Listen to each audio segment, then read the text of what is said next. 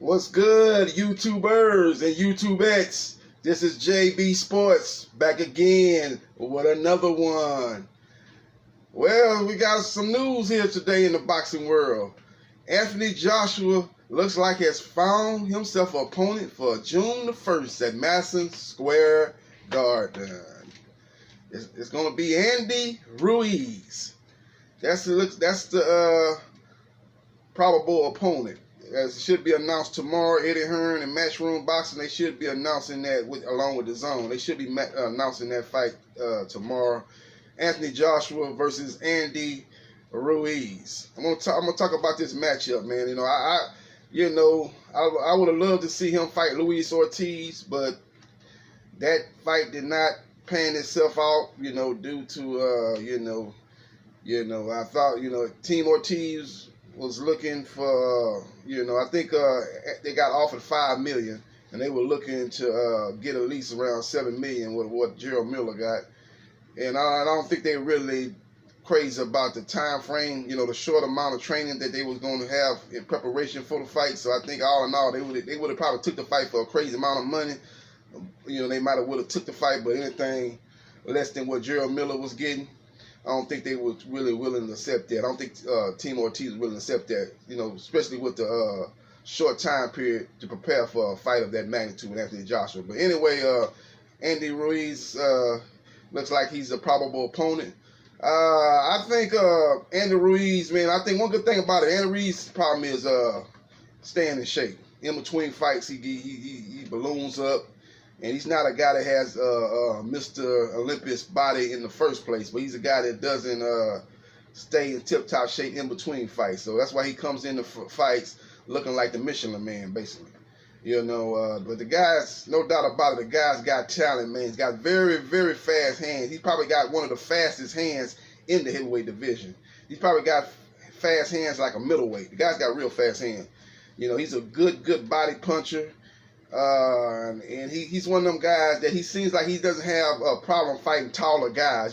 Sometimes you see a shorter guy fighting a taller guy, and the taller guy knows how to use his height and jab. The shorter guy has a hard time really, getting inside, and he usually gets outpointed in a matchup like that. If he doesn't know how to, slip the jab and get inside, the lack of size usually hurts a shorter fighter.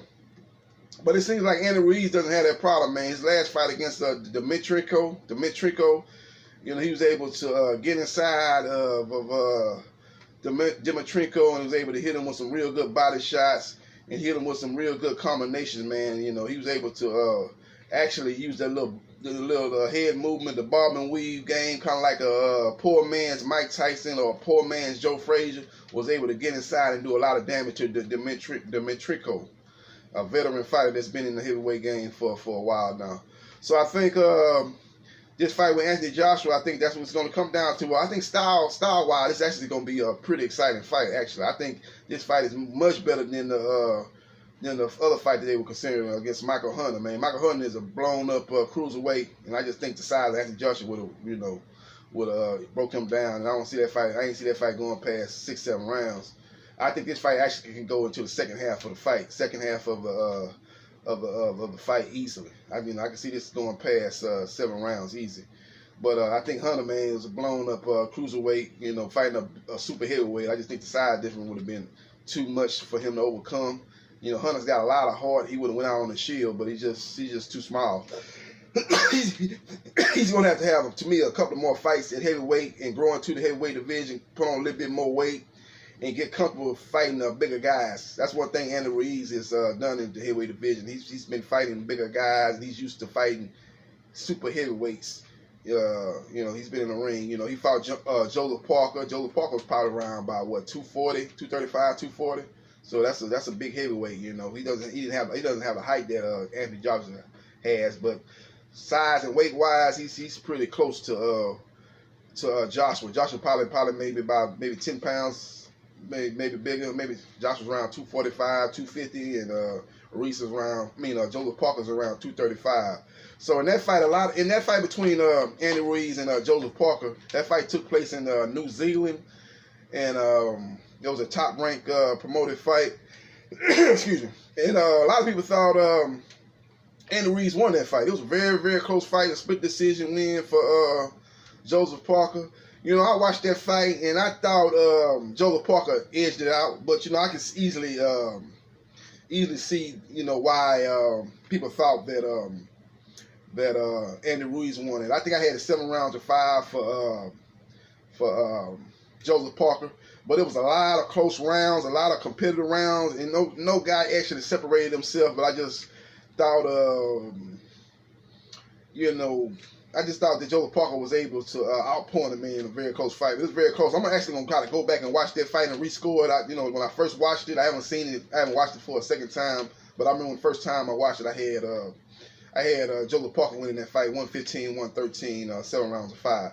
But anyways, a lot of people thought Andy Ruiz won that fight, and he's a very skilled boxer. He just doesn't look the part. When you see him coming to the ring, you're like, oh man, with this Pillsbury dope boy coming in the ring, man, this boy about to get knocked, slap out. You know, he doesn't look the part.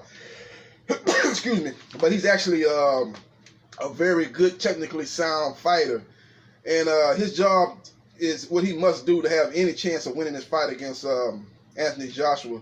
He's got to get inside. That fight's got to be in a phone booth type of fight for him to have any kind of chance. Because if the fight's fought at a distance, Anthony Joshua is going to beat him down. Because Anthony Joshua's got a good jab. He's got a good good right hand and a good left hook. You know, he throws combinations. He's probably the best combination puncher in the heavyweight division. So I think Andy Ruiz, with his head movement, his bobbing and weaving and getting inside, and he's got he knows how to he's got pretty good footwork for a big guy too. His job is going to be to try to get inside and work Anthony Joshua body. Anthony Joshua doesn't take body punches well.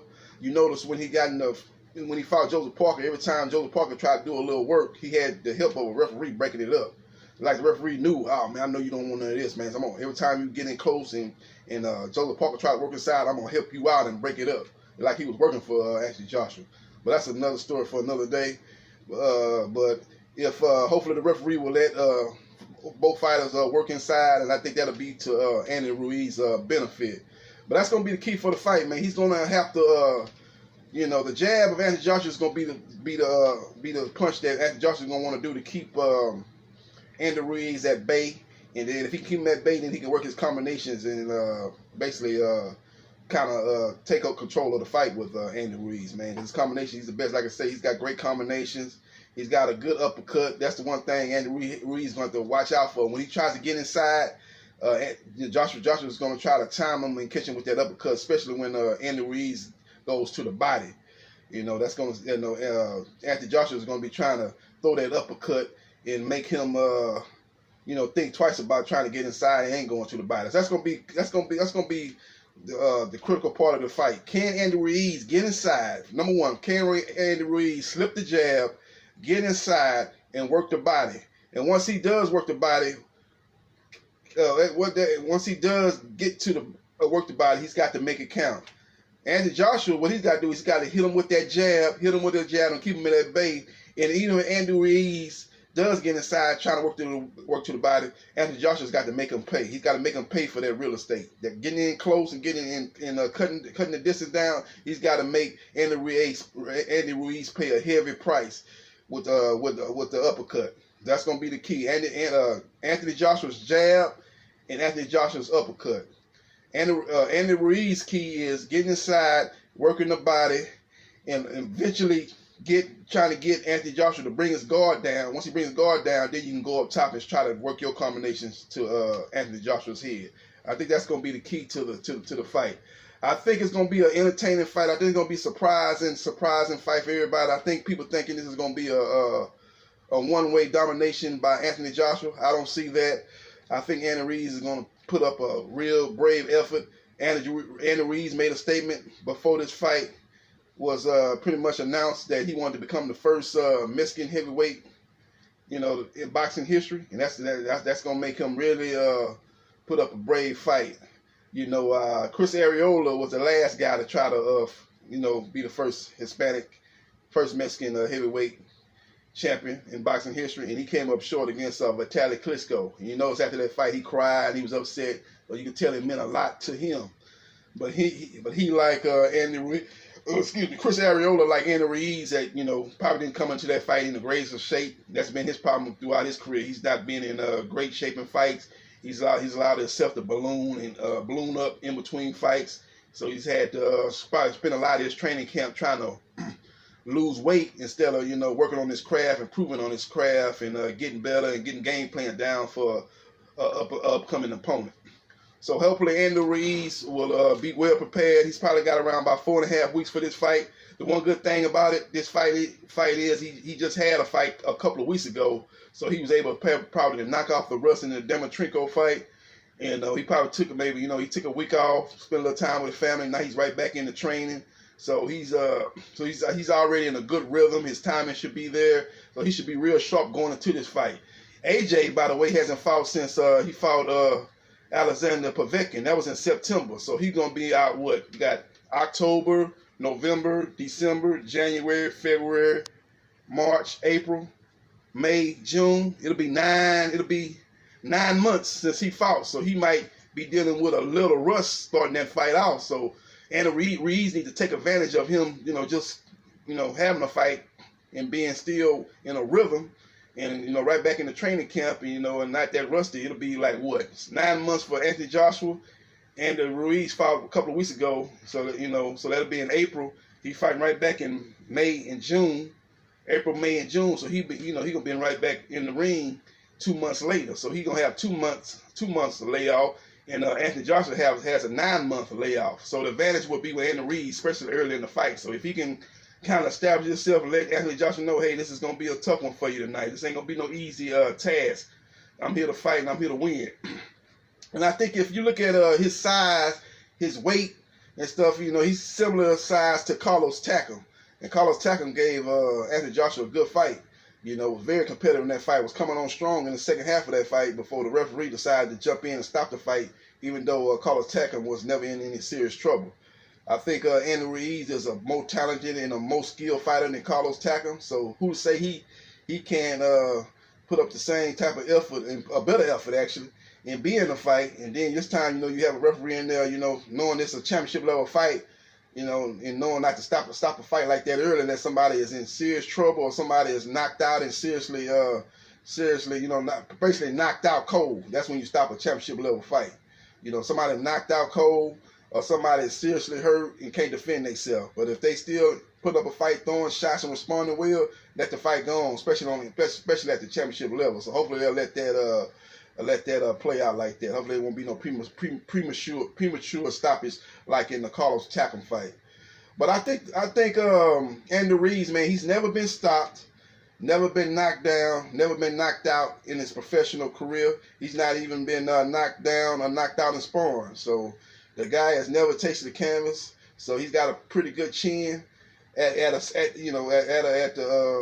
heavyweight division. But this fight here is on another level. I give that's one thing I got to caution everybody about. He has a great chin. This is a different level. This is a elite championship level that he's fighting on. So we'll see. You fighting the guys. You probably fighting the second best puncher in the heavyweight division behind Deontay Wilder and Anthony Joshua. So it's gonna be real interesting to see when Joshua catch him, because Joshua gonna catch him with some good shots. How his chin hold up, when you fighting, you're not fighting Joseph Parker. Joseph Parker's not a heavy hitter. You've been there with other guys. The last guy you fought, Demetrenko, he's not known as a knockout artist. So you get in there with a guy who got heavy hands, both hands, left and right, heavy hand fighter. So it's gonna be interesting to see his chin. He's will his chin hold up. His career has shown us that his chin is very strong and very doable. We'll see what happens against Anthony Joshua. But in my opinion, I don't think his chin gonna be a problem. I think he's gonna be able to take the punches. But I think his fight, I think Anthony Joshua is gonna bust him up, man. I think he's gonna bust him up. I think this fight gonna get stopped on cuts, and just too much punishment that he's gonna take, man, to his face, man. I think he's gonna do a paint job on Andy Ruiz's face. You notice in the Demetrenko fight, Demetrenko was kind of landing some shots on him, and you could look at his eyes and stuff like that. They were swelling up. It was red and stuff like that. And Dimitrenko didn't land that many significant punches. But Anthony Joshua is going to be a whole different animal. He's going to be landing his combinations, uppercuts. He's going to be using that jab. I think he's just going to bust Andy Ruiz up, man. I think in the second half of the fight's going to get stopped either by his corner or by the referee. They're going to wave it off, man. They're going to say, man, you can't, you're taking a lot of punishment. He didn't bust you up, cuts, swelling, and all that type of stuff. The vision it's been diminished, and I think the referee or his corner is going to step in and stop the fight, man. I think it's going to be I can say right around maybe. Say around ninth round, 10th round, second half stop it. Let me just say around the 10th round. I see a 10th round TKO for Anthony Joshua in a very surprising, exciting fight.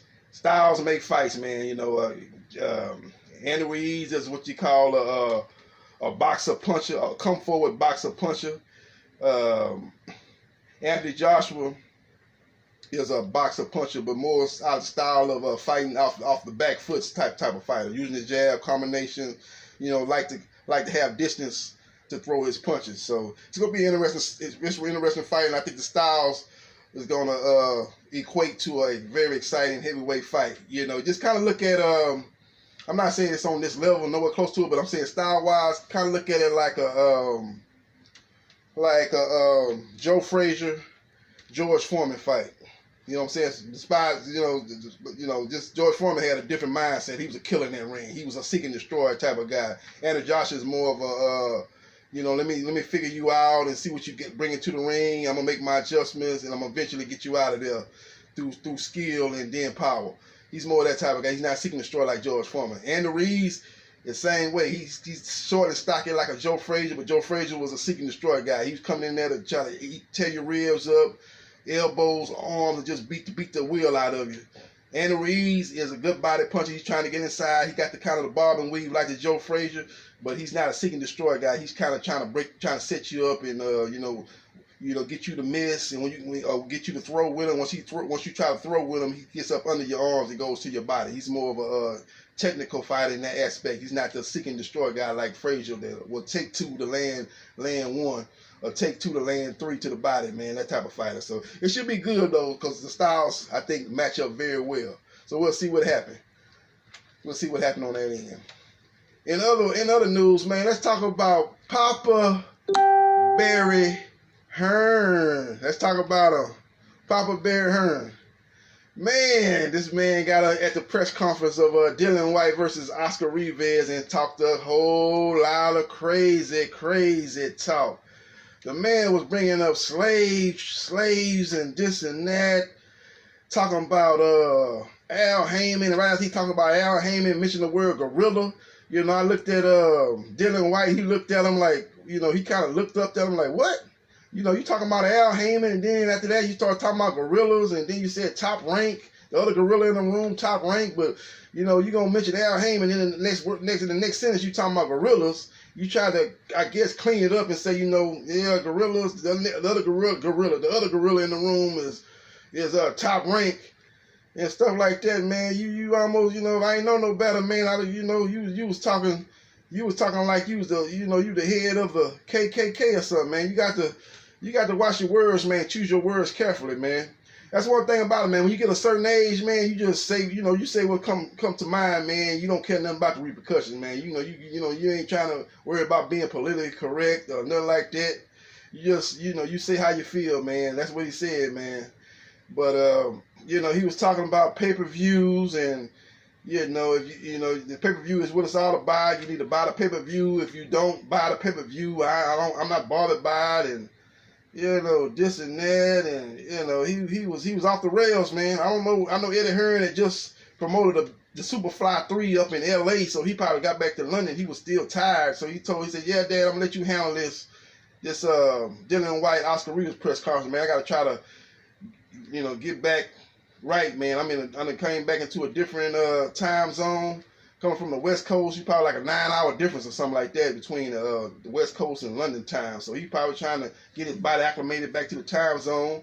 And they've got a big announcement tomorrow with Anthony Joshua versus Andy Ruiz fight. So he's probably gonna be in front of the camera tomorrow announcing that fight. So he's trying to get him a little rest. So he let old Papa Bear Hearn handle that press conference, and he was off the rails, man. And Tyson Fury made a video talking about that, man. You know, like I said, man, he just was, you know, you can't be reckless with words, man. You talking about slaves and, you know, slave masters and this and that, talking about gorillas and, you know, Al Heyman and Gorilla came right after you said Al Heyman, and talking about the other gorilla in the room is Top Rank, and, you know, you just off the rails, man. Bottom line is, you know, Eddie Hearn, you need to tell Papa Hearn that, you know, let's just keep it talking about the fight, man. Quit trying to, you know, talk about other fighters that you're not promoting. You're talking about Tyson Fury fighting the number 93 ranked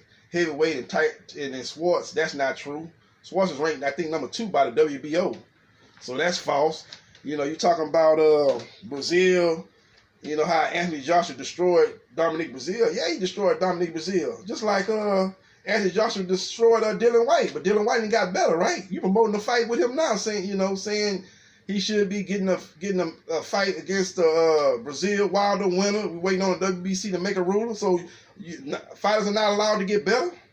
You know, Dylan White got better and Dominic Breazeale got better. He's better since the Anthony Joshua fight. You want to downgrade him, saying he got knocked out in that fight, but so did Dylan White. He got knocked out by Joshua.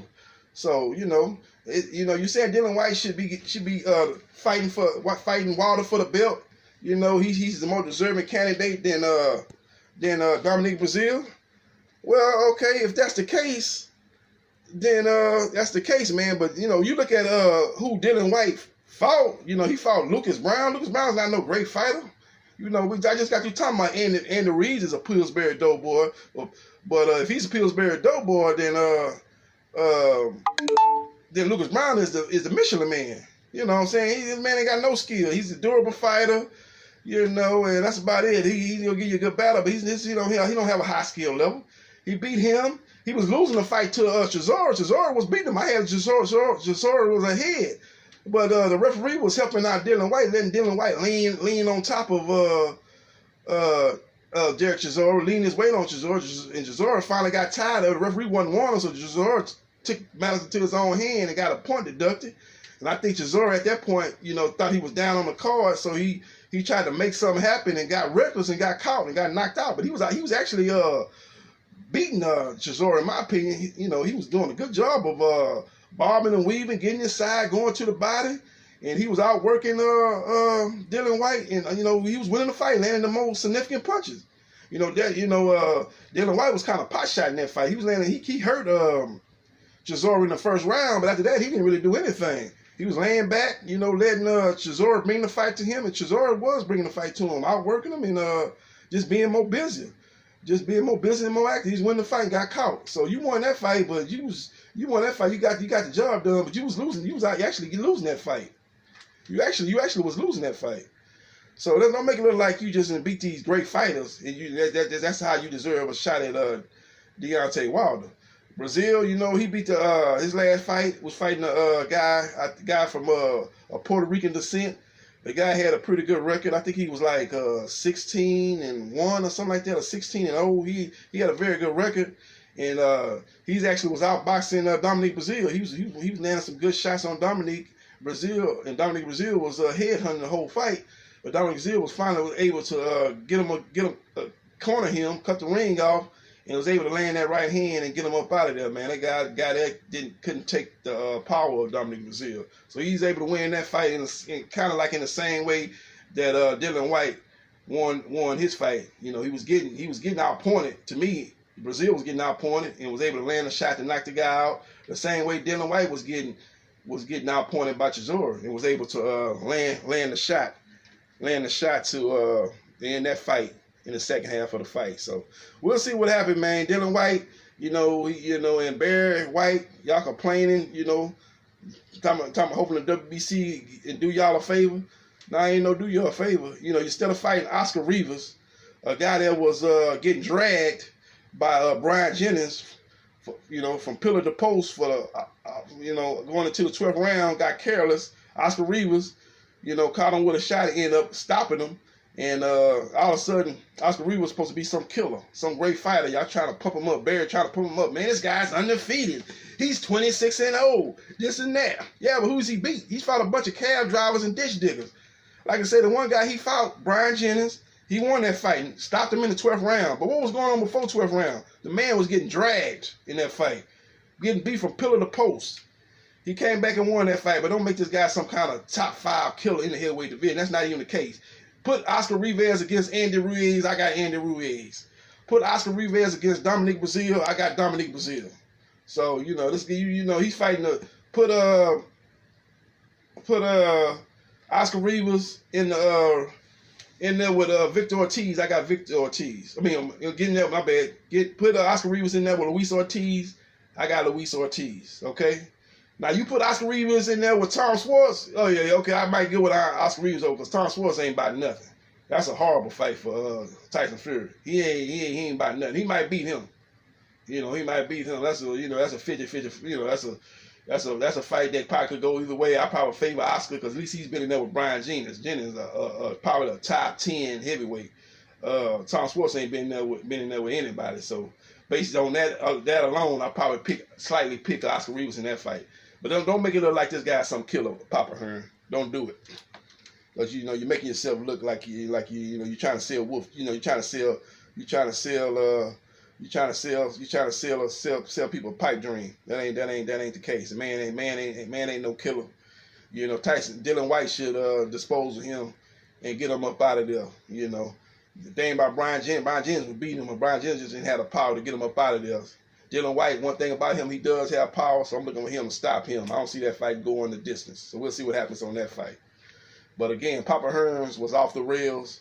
Next time, Eddie, get one of your other people in Matchroom to MC that press conference, because Papa Hearn, he gonna say anything, don't care what he say, man. He's at that age, he don't care about the repercussions. He at the age where he gonna say what comes to his mind. So that's what I know. So what a lot of older people do, man. They don't have no filter when they get to a certain age. They gonna tell you how they feel. If you don't like it, they don't care. If you do, cool. Yeah, but it really don't matter either way. So that's what's going on in boxing news today. I'm about to get up out of here, man. Finish watching this Denver Nuggets versus Portland Trail Blazers matchup. It should be a good series, man. Watching Dame Dollar do his thing, going against the Joker, and see how this series turn out, man. I'm looking for it to be a long, drawn-out series. Probably go 6-7 games. We'll see what happens. This is JB Sports, the man, the myth, the legend. I holla.